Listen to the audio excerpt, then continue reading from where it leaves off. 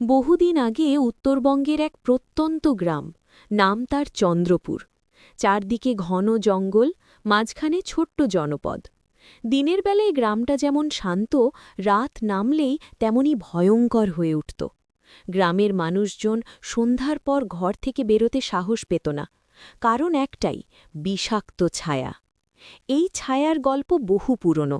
কেউ বলে এটা কোনো অভিশপ্ত আত্মা, আবার কেউ বলে কোনো কালো জাদুর ফল। কিন্তু সবাই জানত যে এই ছায়ার সামনে পড়েছে সে আর বেঁচে ফিরেনি।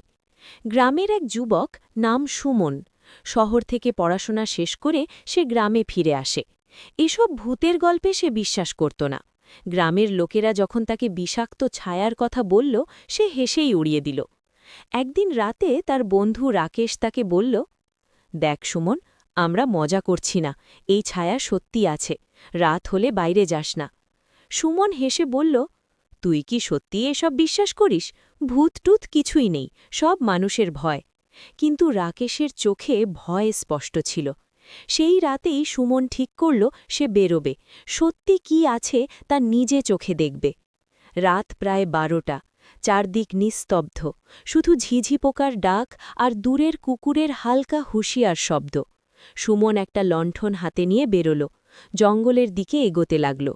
জঙ্গলের ভেতর ঢুকতেই অদ্ভুত একটা গন্ধ পেল, কেমন যেন পচা আর তীব্র। তার গা শিরশির করে উঠল, কিন্তু সে নিজেকে সামলে এগিয়ে চলল। হঠাৎ সে দেখল দূরে একটা কালো ছায়া নড়ছে। প্রথমে মনে হল কোনো গাছের ডাল দুলছে, কিন্তু না, ছায়াটা ধীরে ধীরে তার দিকে এগিয়ে আসছে। সুমনের বুক ধড়ফড় করতে লাগল, তবুও সে দাঁড়িয়ে রইল। ছায়াটা কাছে আসতেই সে বুঝল এটা কোনো মানুষের ছায়া নয়, এটা যেন এক অদ্ভুত আকৃতি, যার কোনো স্পষ্ট রূপ নেই, শুধু কালো কুয়াশার মতো, কিন্তু তার ভেতর থেকে যেন লাল চোখ দুটো জ্বলছে। হঠাৎ একটা কর্কশ কণ্ঠস্বর শোনা গেল, কে এখানে? সুমন কাঁপা গলায় বলল, কে তুমি?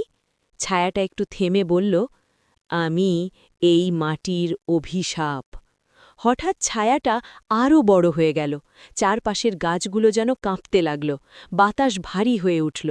সুমন বুঝতে পারল এটা সাধারণ কিছু নয়। সে পিছিয়ে যেতে চাইল, কিন্তু তার পা যেন মাটিতে আটকে গেছে। ছায়াটা ধীরে ধীরে তার দিকে এগিয়ে এলো। তুমি বিশ্বাস করো না, তাই এসেছ? সুমনের শরীর ঠান্ডা হয়ে গেল। সে চিৎকার করতে চাইল, কিন্তু গলা দিয়ে কোনো শব্দ বেরোল না। হঠাৎ ছায়াটা তার হাত ছুঁয়ে দিল।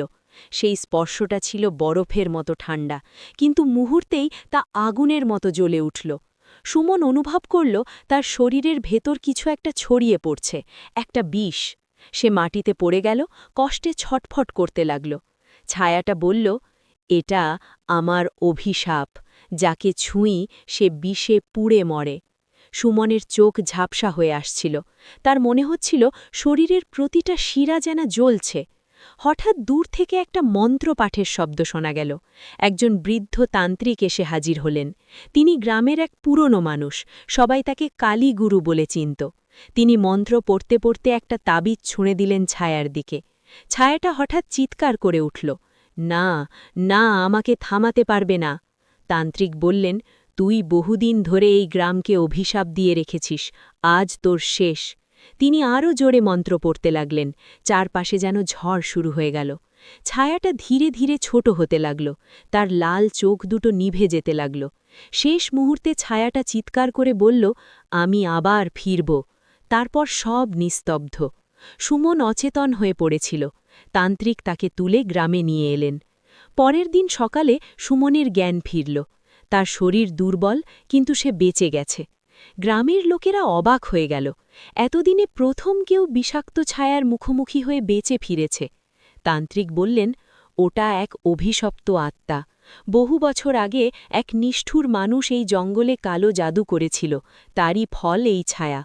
আমি আপাতত ওকে বেঁধে রেখেছি, কিন্তু পুরোপুরি শেষ হয়নি। সুমন চুপ করে শুনছিল। তার মনে হচ্ছিল সে যেন মৃত্যুর মুখ থেকে ফিরে এসেছে। রাত নামতেই আবার সেই জঙ্গলের দিকে তাকাল সে। সব শান্ত, কিন্তু হঠাৎ দূরেই গাছের আড়ালে একটা হালকা কালো ছায়া নড়ল। সুমনের বুক ধরফর করে উঠল। সে বুঝল অভিশাপ এখনও শেষ হয়নি, আর বিষাক্ত ছায়া আবার ফিরে আসার অপেক্ষায়।